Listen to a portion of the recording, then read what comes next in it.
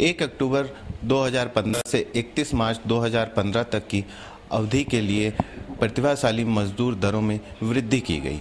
इस तरमतार में collector S प्रकाश ने जिले के आकस्मिक निधि से वेतन पाने वाले दैनिक वेतन भोगी श्रमिकों एवं कर्मचारियों के लिए दैनिक तथा मासिक वेतन का निर्धारण किया। इस अधिसूचना न्यूनतम वेतन में परिवर्तनशील महंगाई भत्ता भी शामिल किया गया है। उक्त आदेश छत्तीसगढ़ शासन में श्रमयुक्त कार्यालय रायपुर द्वारा न्यूनतम वेतन अधिनियम में अंतर्गत जारी हुआ है। बीते दिनों गोदरीपारा स्थित में एक मंदिर में चोरी का मामला सामने आया था। शिकायतकर्ता के आधार पर लगभग मंदिर की दान पेटी में रखे 4000 रुपये और 2 मोबाइल सहित चोरों ने चोरी कर लिए थे। वहीं पुलिस में मामला दर्ज करते ही पुलिस ने एक टीम गठित की और चोरों को धर दबोचा। पुलिस ने मामले का खुलासा करते बताया कि चोरों के पास से लगभग 2000 रुपये और 2 नग मोबाइल जब्त कर लिए हैं। तो वहीं पुलिस ने चोरों को न्यायिक रिमांड पर लेकर पूछताछ अग्रिम करवाई है।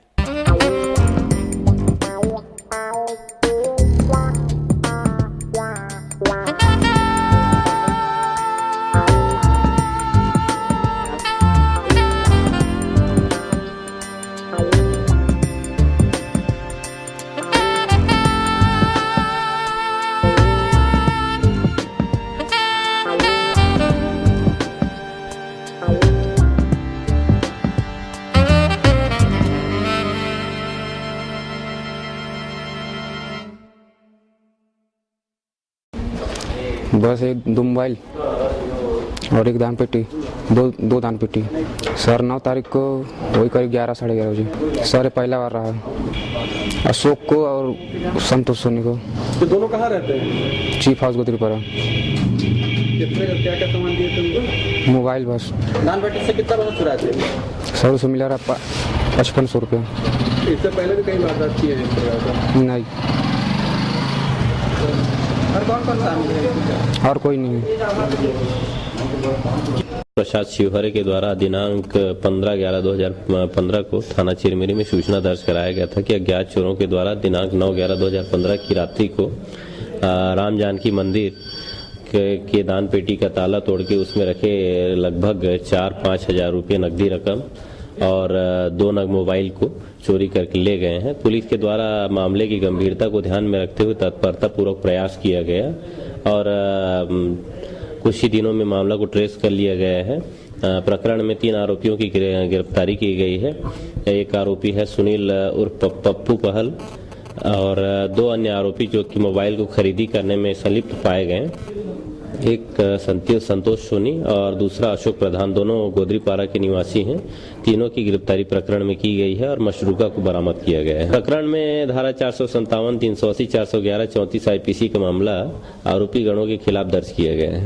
कलेक्टर एस प्रकाश ने रोजगार मूलक कार्यों का निरीक्षण करने के लिए कोरिया के पोटेडाड़ और माटी झरिया पहुंचे, जहां कार्यस्थल पर पेयजल की व्यवस्था न होने पर रोजगार सहायक और सचिव को एक दिन का वेतन काटे जाने का आदेश जारी किया। चिरमिरी के डोमाहले स्थित एक 45 वर्षीय युवक की उस समय मौत हो गई जब वो शराब के नशे में धुत अपने घर जाने के प्रयास में था।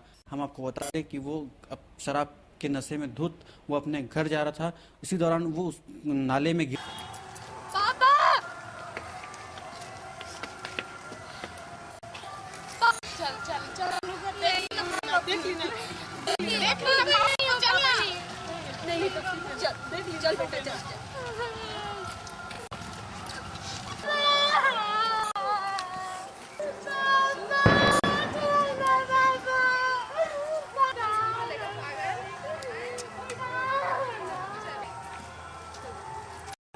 सूचना मिली तो कोई अज्ञात व्यक्ति जो है नाला में गिरा पड़ा हुआ था, तो आकर देखे, उसको निकलवाए 100 को। तो श्यामलाल मूर्ति बनाता है ड्रोन हिल में, उसकी शिनाख्त हुई। जो पता चला कि प्रथम दृष्टया कि शराब के नशे में था, अत्यधिक शराब पिया हुआ था और शराब के नशे में जाके नाले में जो खाई नुमा है वहाँ गिर गया। इसी दौरान पानी में उसका सिर डूब गया था और प्रथम दृष्टया वही प्रतीत होता है कि शराब के नशे और पानी में सिर जो है डूबने से उसकी मौत हुई होगी। गुरु नानक जयंती प्रकाश पर्व के ठीक एक दिन पहले सिख समुदाय के द्वारा नगर भ्रमण रैली निकाला गया। ये रैली निकालने के ठीक दूसरे दिन गुरु नानक जयंती प्रकाश पर्व को बड़े धूमधाम से सिख समुदाय के द्वारा मनाया गया, जहां पर पूर्व विधायक दीपक पटेल सहित नगर के महापौर डमरू रेड्डी भी पहुंचे और सिख समुदाय के साथ साथ अन्य धर्मों के लोग भी वहां पहुंचे, जहां पर उन्हें लंगर प्रसाद भी दिया गया। और इस पूरे पर्व को लेकर जहां लोगों में जो उत्साह दिखा, उसको देखकर लोगों ने खुद को आत्मसात और गुरु नानक जी के उपदेशों को अपने जीवन में आत्मसात करने की बात कही। और उनका यह मानना है कि गुरु नानक जी ने जो उपदेश दिया था, जो दिनचर्या में शामिल करने की बात कही थी, यहाँ आने से कुछ हद तक अपने जीवन में उसे उतारने का जो लक्ष्य मिलता है, उसको देख के जो संदेह मिलता है, उसके लिए इस पर्व को मनाने के लिए सभी धर्मों के लोग गुरु नानक जयंती मनाने गुदरीपारा के गुरुद्वारे पहुंचे थे। यहाँ पर उपस्थित गुरु पर्व हमारे परमात्मा गुरु नानक देव सिख के प्रथम गुरु नानक देव की जयंती पर प्रकाश पर्व गुरु पर्व मनाया जाता है। और गुरु नानक देव ने हमें जो संदेश दिए हैं, उन संदेशों को यदि हम अपने जीवन में आत्मसात करें, अपने जीवन में उतारने का प्रयास करें, जो हमें संदेश दिए हैं, इस मानव जीवन जब चलता है वह सदगति को प्राप्त होता है, सम्मान को प्राप्त होता है। गुरु नानक जी ने कहा, हम यदि परमात्मा को भूल जाएं और जब अहंकार दूर होता है, हमारे समाज में आपसी भाईचारा बढ़ता है, धर्म के प्रति जागृति बढ़ती है, कीर्त करने वाली सरकार आवश्यक कमाई करना चाहिए, परिवार का हमें धन की प्राप्ति मिलेगी, तब कुछ न कुछ अपना सहयोग देते रहे हैं और हमारे भी स्वागत है।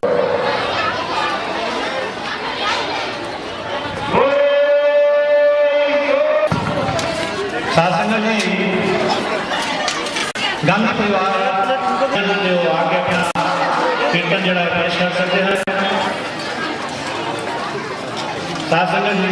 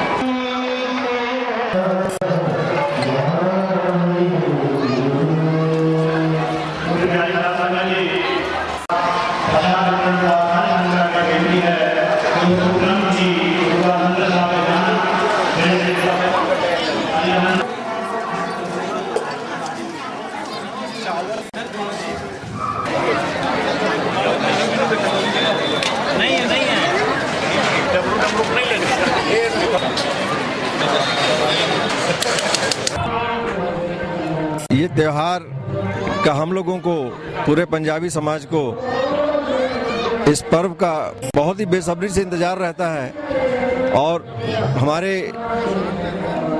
प्रथम गुरु गुरु नानक देव जी ने जो हम लोगों को शिक्षा दी, इसमें भारत ही नहीं बल्कि पूरे विश्व को उन्होंने एक संदेश दिया। उन्होंने पूरे विश्व को ये संदेश देने की कोशिश की कि निरंकार पूजा करो, आप ईश्वर एक है और हम सब ईश्वर के भेजे दूत हैं जो आपके बीच आज हैं और कल नहीं रहेंगे। इसलिए इनकी बात को यहाँ ही नहीं, मक्का मदीना से लेकर बनारस से लेकर मैं समझता हूँ कि पूरे विश्व का इन्होंने भ्रमण किया और कहीं ना कहीं ये संदेश देने की कोशिश की कि एक ही ईश्वर है और एक ही स्वरूप है, उसको हम सब माने और भाईचारे से रहें। यह पर्व आज चिरमिरी में करीब कई सालों से मनाया जा रहा है, जिसमें सिख समाज के अलावा बाकी लोगों का भी बहुत योगदान है। और यह जो है पुरानी परंपरा हमारे यहाँ चले आ रही है। यह गुरु नानक देव जी की जो जयंती मनाई जाती है, ये भाईचारे का प्रतीक है। और उन्होंने कहा है, एक पिता एकस के हम मानस, एक ही पिता है, एक ही गुरु के ही हम सब पुत्र हैं और अलग अलग जात धर्म को मानते हैं, पर हम सब का जो मेन ओंकार है एक ही है। गुरु नानक देव जी का यही विचार है, आपस में रहो, मिल बांट के खाओ और सबसे भाईचारे से बने रहो। चिरमिरी के सिख समुदाय ने इस पर्व को बहुत धूमधाम के साथ अपने परंपरा का निर्वहन करते हुए मनाया है। इसके पहले भी हम लोगों ने देखा इनके आयोजनों को, धार्मिक समरसता के साथ साथ समाज को एक सूत्र में बांधने की जो इनका मूल धारणा है, उसकी मैं भूरी भूरी प्रशंसा करता हूं और आगे भी ऐसे आयोजन होते रहें। दूसरे समाजों के लिए भी ये एक प्रेरणा का विषय है। मैं इन सबको बहुत बधाई देता हूं। आज गुरु नानक जयंती के अवसर पर गुरु पर्व प्रकाश पर्व के रूप में आज के दिवस को मनाया जाता है।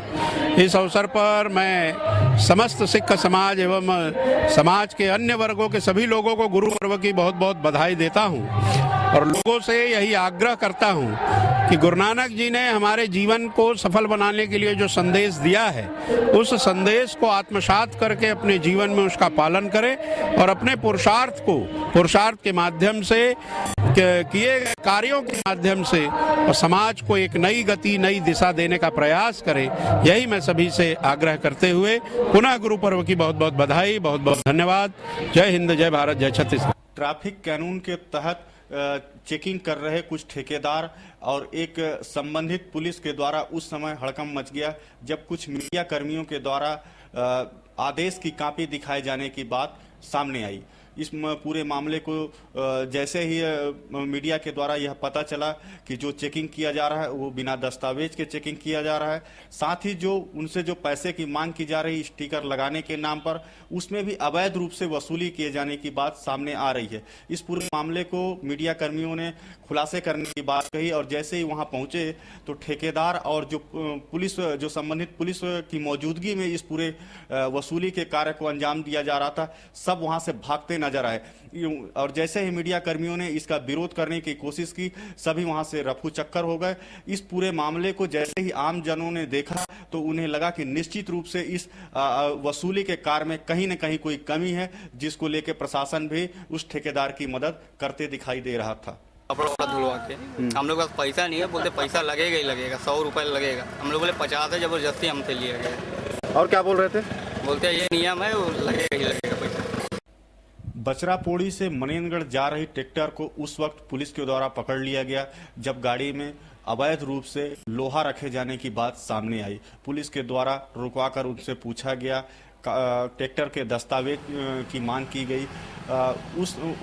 उस दौरान ट्रैक्टर संचालक या ट्रैक्टर के ड्राइवर के द्वारा किसी भी प्रकार के दस्तावेज की उपलब्ध न होने की बात कही गई, जिसमें पुलिस के द्वारा रुकवा कार्रवाई करने की बात कही गई।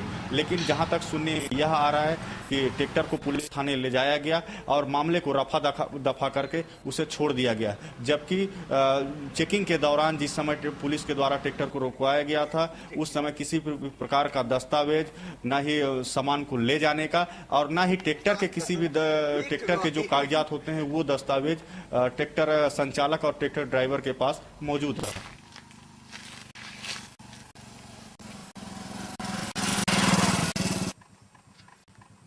जिला मुख्यालय के समीप स्थापित दुग्ध डेयरी विकास परियोजना का आकस्मिक निरीक्षण कलेक्टर कोरिया एस प्रकाश के द्वारा किया गया, जहां उन्होंने उत्तम नस्ल के गायों के रखरखाव, उनके आहार, दूध की उपलब्धता, प्रदाय किए जाने वाले केंद्रों का निरीक्षण किया। इस दौरान दुग्ध विकास परियोजना के संचालककर्ता के द्वारा संचालन में आने वाली दिक्कतों के बारे में बताया गया, जहां कलेक्टर ने संबंधित अधिकारियों को आवश्यक आदेश जारी कर संचालन में आने वाली समस्याओं से निजात पाने के लिए आदेश जारी किया गया।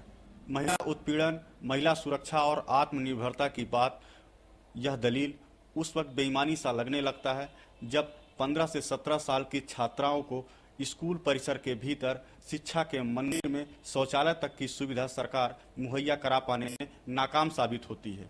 जी हां, मोदी जी का सपना छात्रों के अनुसार यह कहता है कि क्या मोदी जी सिर्फ निजी भवन तक ही सिमट कर रह गए हैं, जो 10वीं और 12वीं की छात्रों को आज भी खुले में जाने के लिए मजबूर होना पड़ रहा है। जी हां, यह सवाल रोज छात्र स्कूल जाते समय सरकार से और सरकार के नुमाइंदों से पूछती हैं, किंतु सालों बीतने के बाद भी आज भी स्कूल में शौचालय की सुविधा सरकार मुहैया करा पाने में नाकाम है। देखिए हमारी स्पेशल खबर, छात्रों का सपना।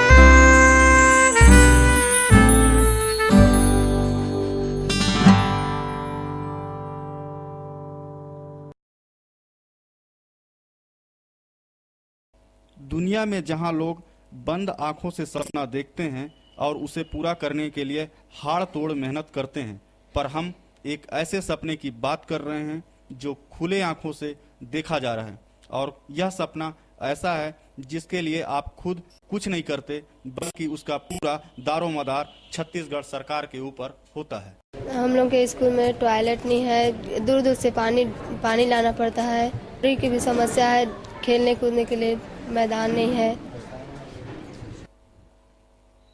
कोरिया जिला मुख्यालय से लगभग 45 किलोमीटर दूर स्थित हायर सेकेंडरी स्कूल के छात्र और छात्राएं रोज अपने सपने को पूरा होने की उम्मीद करती हैं।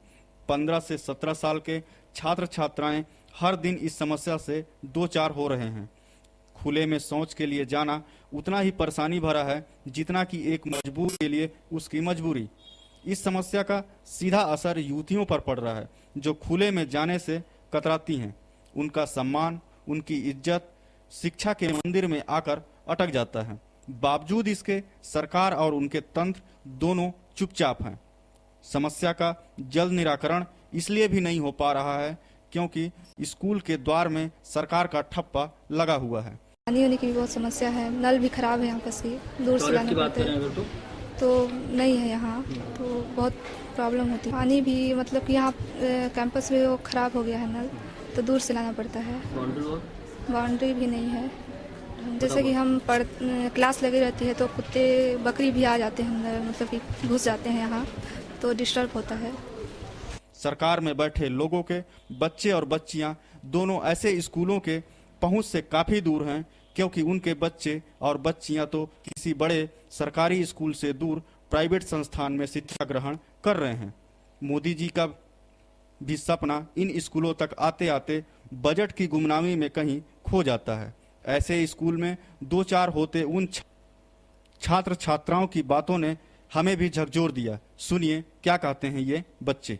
हम लोग के स्कूल में टॉयलेट नहीं है, दूर दूर से पानी लाना पड़ता है, पानी की भी समस्या है, खेलने कूदने के लिए मैदान नहीं है। खुले आंखों से देखे जाने वाले सपने की असल हकीकत जब सामने आई तो तथ्य चौंकाने वाले थे। बताया गया कि पूर्व में छात्राओं के लिए शौचालय बने थे, पर जर्जर होने से अब उसका अस्तित्व समाप्त है। शासन ने बनाने के लिए दिशा निर्देश तो दिए हैं, पर बार बार बजट की कमी और तकनीकी खामियों की वजह से सब लटका पड़ा है। उक्त विषय पर स्कूल के प्रभारी के अनुसार जनप्रतिनिधि भी इस समस्या से हमारे यहाँ स्कूल की स्थापना 1987 में हुई है। शौचालय की हमारे यहाँ विशेष रूप से समस्या है। पूरे में जो शौचालय बने तो बिल्कुल जीर्ण शीर्ण हो चुके हैं, और अभी जो हमारे यहाँ 1-1.5 साल पहले शौचालय बना था उसकी भी हालत अच्छी नहीं है। उसके जो है दरवाजे टूटे फूटे हैं, फर्श भी टूटा हुआ है। तो और हमारे यहाँ लड़कियों की संख्या लड़कों की तुलना में ज़्यादा है, और इसलिए चूँकि हमारे यहाँ 12वीं तक सभी संकायें संचालित हैं, तो विशेष रूप से हमारे यहाँ शौचालय की आवश्यकता है ताकि लड़कियों को बाहर न जाना पड़े। वर्तमान में शौचालय की कमी की वजह से लड़कियों को बाहर फ्रेश होना पड़ता है। इस संबंध में हम लोग समय समय पर लिखा पढ़ी किए हैं, और अभी हमारे यहाँ जिला पंचायत अध्यक्ष का एक कार्यक्रम हुआ था, तो उसमें भी हम लोगों ने स्कूल से संबंधित जो है उनको भी लिखित में दिए हैं। उन्होंने आश्वासन दिया है, परंतु अभी तक उस पर कोई कार्रवाई मतलब प्रत्यक्ष में देखने को नहीं मिला है। और चूँकि हमारा स्कूल काफ़ी पुराना है और बाउंड्री वाल की हम लोगों को सख्त ज़रूरत है। जो मुझे अभी जानकारी हुई है वो ये है कि 2 शौचालय वहाँ मरम्मत योग्य स्थिति में है। तो यहाँ पर हाई स्कूल और हायर सेकेंडरी के छात्र और छात्राएं एक साथ पढ़ते हैं। इसको देखते हुए मैं जिला पंचायत सीओ, चूँकि ये ट्राइबल संवर्ग की शाला है और ट्राइबल संवर्ग की शाला है, तो यहाँ पर टॉयलेट निर्माण के लिए आवश्यक आवंटन जिला पंचायत मुख्य कार्यपालन अधिकारी देंगे।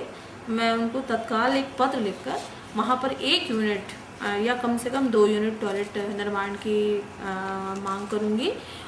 जिस तरह चाय बेचने वाला मोदी देश का प्रधानमंत्री बना, ठीक उसी तरह स्थानीय क्षेत्र में खुद को गरीब का बेटा कहने वाला एक शख्स नगर निगम चिरमिरी का महापौर बना। महापौर बनने के बाद जो उनके द्वारा चुनाव में घोषणाएं की गई थी उसको स्मरण किया गया, और इसी प्रमुख बिंदुओं को लेके हमने महापौर से सीधा आमने सामने बात की। इस आमने सामने की बात में हमने कार्यालय के भीतर देखा कि उन्होंने जो 6 प्रमुख बिंदुओं थे, जिसमें 28 प्रमुख समस्याएं निहित थी जो घोषणा पत्र में लिखा गया था, उनका स्मरण करते हुए महापौर के द्वारा अपने कार्यालय के बगल में रखा गया है, ताकि वह याद रहे कि जनता के साथ उन्होंने क्या घोषणा पत्र में वादे किए हैं, जनता के किन मांगों को उन्हें पूरा करना है।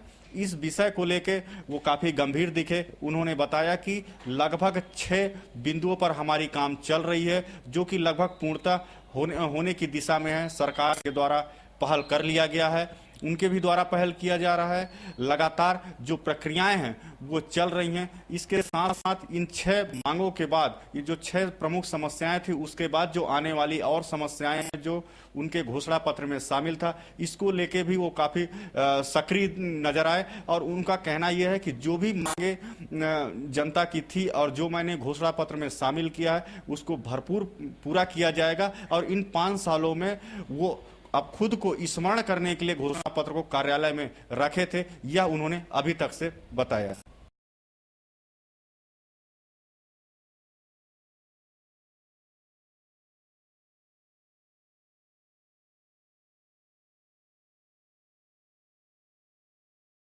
चिरमिरी नगर निगम चुनाव 2014 में चिरमिरी के आम मतदाताओं ने लोकतंत्र में एक आम आदमी के मत का क्या अधिकार होता है और परिवर्तन करने का जब शक्ति जो जनता के पास है, जनता किस तरह से सत्ता परिवर्तन कर सकती है, इस बात को चिरमिरी के प्रबुद्ध जनता ने दिखाया। क्योंकि मैं एक निर्दलीय प्रत्याशी के रूप में जनता के अपार स्नेह और प्यार से महापौर की कुर्सी तक पहुंचा हूं, तो मेरी नैतिक जिम्मेदारी है और मेरा हर समय यह प्रयास रहता है कि मैं अपने जनता से किए हुए वायदे को अक्षरशः निभा सकूं। इसलिए मैंने अपने घोषणा पत्र को फ्रेम करके अपने ऑफिस में लगाया है, क्योंकि मैं ये मानता हूं कि अपने ऊपर का नियंत्रण किसी दूसरे के डर या भय से नहीं हो सकता है। वो अपने ऊपर नियंत्रण खुद अपने नजर से ही किया जा सकता है। इसलिए एक चुनौती के रूप में मैंने अपने घोषणा पत्र में किए हुए वायदे को लिया है, क्योंकि आज जो चिरमिरी शहर है, हमारे यहाँ रोड नाली के अलावा हमारे कई ऐसी समस्याएं हैं जो हमारे शहर के स्थायित्व के बगैर संभव नहीं है। इसलिए घोषणा पत्र में किए हुए हर एक वायदे को पूरा करने के लिए मैं संकल्पित हूं और इस संकल्प को पूरा करने के लिए बहुत जरूरी है कि मैं अपने घोषणा पत्र में कंडिकावार लिखे हुए वायदों को अमल में लाऊं, उस पर काम करूं और सरकार से चिरमिरी नगर निगम के संबंधों को मजबूत करके एक स्नेह के रूप में सरकार के आशीर्वाद के साथ मैं शहर की जनता के उस प्यार भरे वोट के कीमत को चुका पाऊं, उस कर्ज को उतार पाऊं, इसलिए मैंने इस घोषणा पत्र को फ्रेम किया है। और मैं आज 1 साल होने के अवसर पर भी जनता से ये बात पूरे ईमानदारी के साथ, पूरे वचनबद्धता के साथ करना चाहता हूं। मैंने जो वायदा किया उन सब वायदों पर मैं काम कर रहा हूं और आगे भी अपने उन वायदों को पूरा करने में हर संभव प्रयास मेरा जारी रहेगा। पद आते जाते रहता है। जब मैं महापौर नहीं था तो भी मैं इस शहर के विकास के लिए विभिन्न स्तरों पर काम करता रहा हूं और अभी भी आज महापौर हूं तो जो जिम्मेदारी आप सबने दिया है उस जिम्मेदारी पर काम कर रहा हूं और कल जब मैं पद में नहीं रहूंगा तब भी मेरे बहुत से लड़ाई चलते रहेंगे। ये एक विकास एक सतत प्रक्रिया है जो व्यक्ति के आते जाते रहने से कोई फर्क नहीं पड़ेगा, वो काम निरंतर चलता रहेगा, उसको गति देना पड़ता है। इसलिए मैं अपनी उस जिम्मेदारी को समझता हूं और मैं उस पर काम कर रहा हूं। चूंकि चिरमिरी एक वृहद क्षेत्र है और हमारे यहाँ समस्याएं अलग अलग तरह की हैं, नियम कानूनों के दायरे में रहकर हम यहाँ के कामों को नहीं कर सकते हैं क्योंकि राजस्व के अपने नियम है, फॉरेस्ट के अपने नियम है और खान अधिनियम के तहत ACCL के अपने नियम कानून हैं। इसलिए एक समन्वित प्रयास से इस क्षेत्र के विकास की आवश्यकता है। इन 38 वायदों में से 6 में हमने सफलतापूर्वक अपने कामों को कर लिया है। पट्टा एक वृहद विषय है, जटिल विषय है। इसके लिए सरकार के हर उस फोरम में जहां पर हम इस समस्या को लाकर उसके निराकरण की दिशा में आगे बढ़ सकते हैं, मैं लगातार उस पर काम कर रहा हूं। यहाँ तक कि शहरी विकास मंत्रालय, कोयला मंत्रालय, भारत सरकार के दोनों मिनिस्ट्रियों में हमारा सतत संपर्क जारी है। दोनों मिनिस्ट्री से पत्राचार होकर ACCL के पास आ चुका है। ACCL अपने जवाब देकर अपने कर्तव्यों से दूर भाग रहा है, लेकिन हम उसे दूर जाने नहीं देंगे। माननीय मुख्यमंत्री की अध्यक्षता में सरगुजा विकास प्राधिकरण में भी इस मुद्दे को मैंने पूरे पुरजोर ढंग से उठाया है। मुझे खुशी है कि मुख्यमंत्री जी ने उस पर संवेदनशीलता से चर्चा किया है, अधिकारियों ने बहस किया है और आने वाले चुनाव में आने वाले प्राधिकरण के बैठक में स्वयं CMD को उपस्थित होने का निर्देश जारी किया गया है। नगरीय प्रशासन विभाग को भी मैंने ये आग्रह किया है। अभी पूरे प्रदेश के महापौरों और नगर पालिका नगर पंचायत के अध्यक्षों और कमिश्नर और CMOs का 1 दिवसीय प्रबोधन कार्यक्रम माननीय मुख्यमंत्री जी के मुख्य आतिथ्य में आयोजित किया गया था। माननीय मंत्री जी दिन भर हमारे कार्यक्रम में थे। मैंने वहां भी मंच से ये बात हमारे डायरेक्टरेट के अधिकारियों को संबोधित करते हुए माननीय मंत्री जी के सामने इस विषय को रखा है कि चिरमिरी को योजना बनने से पहले ही बाहर कर दिया जाता है क्योंकि हमारे यहाँ जमीन का अभाव है। मैंने आग्रह किया है कि सरकार ने इस क्षेत्र को नगर निगम बनाया है, यहाँ लोग रहते हैं, आखिर जमीन राजस्व के रिकॉर्ड में नहीं है लेकिन जमीन तो है क्योंकि लोग यहाँ रह रहे हैं। तो ऐसे एक बृहद विषय को इतनी आसानी से आप लोग दरकिनार नहीं कर सकते। योजना में हमको शामिल करें। जमीन नहीं है तो वो जमीन कैसे नगर निगम को हस्तांतरित हो पाए, उस दिशा में हमें काम करने की आवश्यकता है। माननीय मंत्री जी ने भी अपने उद्बोधन में चिरमिरी के उस विषय को कोड किया। मुझे खुशी है कि मंत्री, मुख्यमंत्री और चीफ सेक्रेटरी इस मुद्दे को समझ रहे हैं, इसकी संवेदनशीलता को समझ रहे हैं और मुझे उन्होंने प्रोत्साहन भी दिया है कि ये एक ऐसा विषय है जिस पर बहुत काम करने की आवश्यकता है और हमारा पूरा सहयोग रहेगा। पट्टा मुद्दे को अगर छोड़ दिया जाए तो और ऐसे कितने विषय हैं जिस पर काम किया गया, लगभग अपने आप को सफल मानते हैं? तहसील के रूप में इस शहर को एक स्थायित्व मिले, सिटी बस का संचालन हो, एक लाइब्रेरी हो, साफ सफाई में डोर टू डोर कलेक्शन की बात हम लोगों ने की थी, उसे भी हम लोगों ने पूरा किया है। वन क्षेत्र, चूंकि ये मूलतः प्राकृतिक रूप से सौंदर्य वाला क्षेत्र है, इस क्षेत्र को और विकसित करके पर्यटन शहर बनाना है। हमने उस दिशा में भी काम किया है। हमने 30,000 पौधारोपण किया है। तो इस तरह से 6 ऐसे मांग हैं जिन पर हम काम कर रहे हैं और कर चुके हैं, हमारे घोषणाएं पूरी हो चुकी हैं। जल आवर्धन का जो स्कीम चल रहा है, आने वाले 1-1.5 साल में हम घर घर कनेक्शन दे देंगे। विद्युतीकरण की दिशा में राजीव गांधी शहरी विद्युतीकरण योजना में हम काम कर रहे हैं, मुख्यमंत्री शहरी स्वास्थ्य योजना में काम कर रहे हैं। तो हम अपने घोषणा पत्र के 25% मांगे अभी पूरा कर चुके हैं। पट्टा में जो क्रांतिकारी परिवर्तन अभी आया है, आज पहली बार ऐसा अवसर आया है कि जो शहर में पान दुकानों से लेकर अधिकारियों के चेंबर तक, राज्य के मुख्यमंत्री और मुख्य सचिव के चेंबर तक इस बात का चर्चा होना ही अपने आप में सफलता है कि चिरमिरी शहर के खोए हुए जमीन को हमको वापस दिलाना है। पिछले दिनों मैंने साडा के पूर्व चेयरमैन और रिटायर्ड चीफ जस्टिस न्यायमूर्ति माननीय गुलाब गुप्ता जी से भी संपर्क किया, उनसे भी मार्गदर्शन लिया है और इस मुद्दे को मैं किसी भी हद तक जाकर शहर के जनता को उनके मालिकाना, उनके घरों का, उनके जमीनों का मालिकाना हक दिला सकूं, इसके लिए हर वो चुनौती का सामना करने को तैयार हूं और आवश्यकता पड़ी तो इसकी कानूनी लड़ाई लड़ने के लिए हम माननीय न्यायालय तक भी जाएंगे। मैंने इस शहर की जनता से जो कुछ भी वायदा किया है, एक भी मांग व्यर्थ जाने नहीं दिया जाएगा। इन मांगों पर शहर की जनता को लाभ पहुंचे और लोगों ने जिस विश्वास के साथ एक आम आदमी को चुनाव में इतने भारी बहुमत से जिताया है, उस बहुमत का कर्ज मैं चुकाऊंगा और किसी भी स्तर पर जाकर हमारे किए हुए वायदे को पूरा करूंगा और कोई ऐसा अवसर आने नहीं दूंगा जिससे शहर की जनता का सर शर्म से झुकना पड़े। पूर्व के कार्यकाल में उचित स्थान चयन न किए जाने के बाद भवन का निर्माण लंबे स्तर पर किया गया था, चाहे वो अटल आवास की बात हो, बस स्टैंड की बात हो, यहाँ तक कि अभी स्लाटर हाउस भी पुणे में बनाए गए। ये सारी योजना फ्लॉप हो रही है, निगम सिर्फ अपना काम करता है और करने के बाद उसको छोड़ देता है यथावत। ये कहता है कि योजना गलत बन गई है, योजना का जो निर्माण किया जाना था वो यहाँ नहीं होना चाहिए था, क्योंकि स्थान चयन नहीं किया गया है। फिर आखिर इस पैसे का उपयोग क्यों किया जा रहा है और अगर किया गया है, चाहे वो पूर्व की बात हो या वर्तमान की बात हो, उसमें आपके द्वारा किस प्रकार का कार्रवाई किया गया है या किस तरह से आप उसको देखते हैं? और निश्चित रूप से अटल आवास की जो योजना है उसे थोड़ा सा ये आरोप आपके सही हैं, चूंकि सरकारी योजना के क्रियान्वयन के लिए राजस्व की जमीन की आवश्यकता होती है और हमारे शहर में राजस्व की जमीन की अनुपलब्धता होने के कारण इस तरह के काम हुए हैं।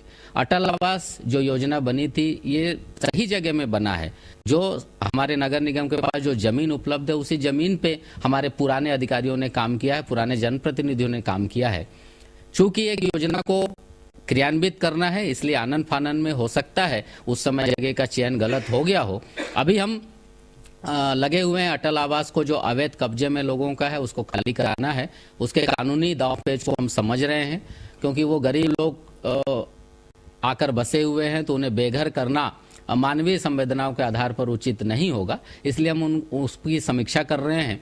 उसके अलावा जो प्रतीक्षा बस स्टैंड है वो बहुत जल्द, चूंकि हमारे सिटी बस आ गए हैं, वहाँ पर हम लोगों ने अपना बस टर्मिनल भी बनाया है और सिटी बस वहाँ रुकेंगी, दूसरे बसें भी वहाँ आए। प्रतीक्षा बस स्टैंड के एक पार्ट को रैन बसेरा इसलिए बनाया गया है कि उस भवन का सदुपयोग हो सके और उस जगह को हम अभी रीस्टार्ट कर रहे हैं।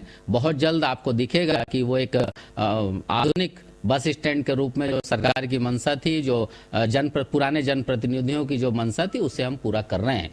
स्लाटर हाउस की जो बात है, सरकार के पर्याप्त मापदंड है। स्वच्छ भारत मिशन में बहुत सारे नियम कायदे इम्प्लीमेंट करने की बाध्यता भी आई है। हमने अभी राजस्व शाखा को कहा है कि सभी